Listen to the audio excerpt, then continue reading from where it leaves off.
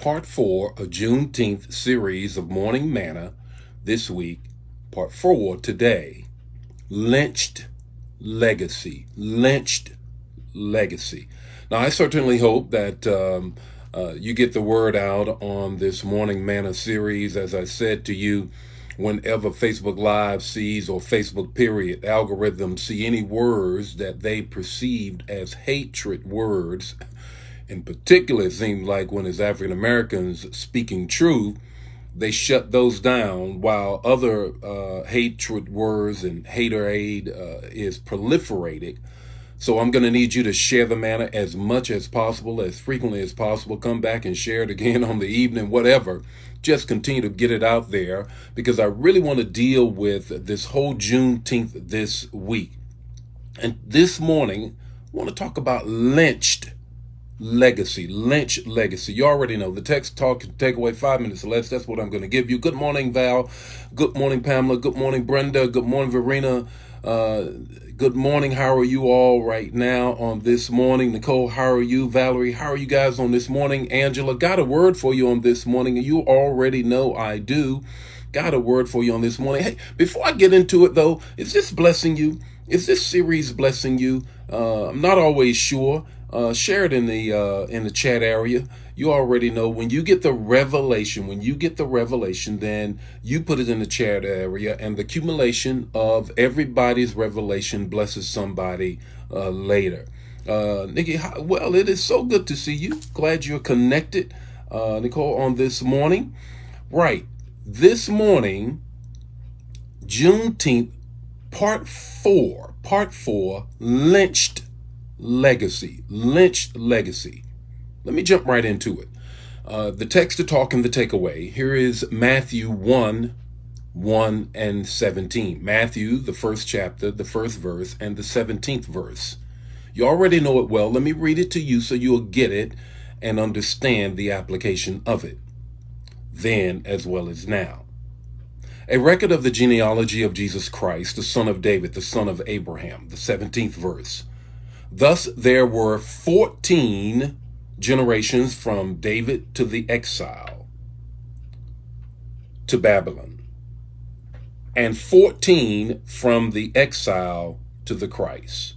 Let me say that again. 14 from David to Abraham. 14 from Abraham and David to the exile. 14 from the exile to Christ. Why does the scriptures point out this genealogy? Now, if we were to go back into Genesis, it would tell us that so-and-so begot so-and-so, that begot so-and-so, that begot so-and-so. In the beginning of many of the prophetic books, you will always find that a brief genealogy or legacy of the writer is laid out. That's very important, because the scriptures and God wants us to know, how are they, and then how are we connected in the earth? How are we connected in the earth? Legacy is one of the most important things you can know. You remember, some of you do and some of you don't, when I grew up in the projects of Goldsboro, North Carolina, the old projects, Lincoln Homes, they will always ask you, who your people? You couldn't go over to somebody's house before they would ask you, if I write about it, put it in the chat area, before they would ask you, who your people? Why? I need to know, how are you connected in the earth? And I need to know how your family is operating through their connection in the earth. So when the scriptures tell us about Jesus, here is your people, Jesus, that tells us, is we're going to be like Jesus, we need to know who your people. When we come to Juneteenth and thinking about slavery and those kinds of pieces, you have to know then that our legacy, our linked to our people, was lynched. I want to teach you three things this morning that I want you to grab a hold of. You got to learn your legacy. You got to learn your legacy. You know, I went through the trouble of going on online and starting out on Ancestry.com, and I started doing my family tree. I got to a point where I went as far as I could go. Then I decided, you know what, I pay for everything else. I'm going to pay for the researchers to delve in deeper. Now, this ain't no Ancestry.com commercial. I'm just telling you. So I went and I paid for them to go further. This is what they sent me, my legacy.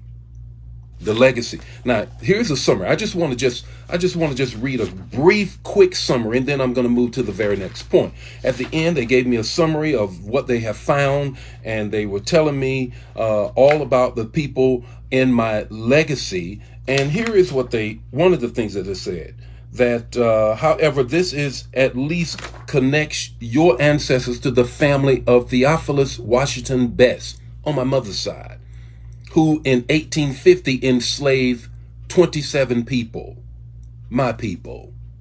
Among these are persons the right age to match Willis, Annika, and their daughter, Celeste. These are all my people. The next step is to delve into any records relating to Theophilus Best's estate and land transactions to see if we can identify your ancestors named as enslaved people. I do know that in 1870, just after the emancipation, Willis and his family lived right next to Wakeman Best, who was one of the Theophilus sons. So that again adds credence to this theory. It appears that the White Best family were early settlers of Wayne County, where I'm from. And so it will trace further. I'm not going to trouble you with even more of that, but I just want you to grab a hold of the fact that you got to learn your legacy. Why you got to learn your legacy? So you can live your legacy. You can't let anybody live your legacy but you. And when you live your legacy, you then share your legacy with your people. Why? Because you need to be connected in the earth.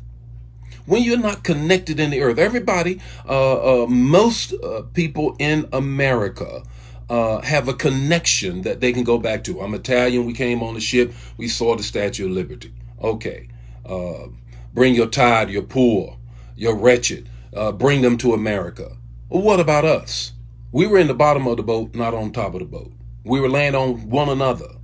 That's critical. That's critical that we understand that we go back so I can connect my family to our legacy. You got to learn your legacy. You got to live your legacy. Then you got to leave a legacy. You got to leave a legacy. What type of legacy are you going to leave? You're going to leave a spiritual legacy of being connected to Christ. You're going to leave a financial legacy. The word says that you are supposed to make sure that 3 generations from you, your generation, the next generation, and your children's children can make it financially. You got to leave a financial legacy. You got to leave a familial legacy, a family legacy. You got to connect them to the earth. And you have to leave them a legacy of the name. What kind of name, what kind of life are you living so that people can then understand? So understand, learn your legacy, live your legacy, leave a legacy. Why? Here's the takeaway. The takeaway is this. As long as someone, African proverb, as long as someone knows your name, you're never dead. As long as somebody knows your name in the earth, you're never dead. So let's circle all the way back to the text. The text says, wants to be very, very clear that we know the legacy of Jesus. We know his people. We know his people. So that's this morning's manna. Tomorrow morning, I'm going to wrap up with the new reconstruction. Share this, man. If it blesses you, bless somebody else. Don't keep it to yourself. I'll see you tomorrow morning with more morning manna. God bless you. May his face shine upon you, give you peace. Share the manna. Bye now.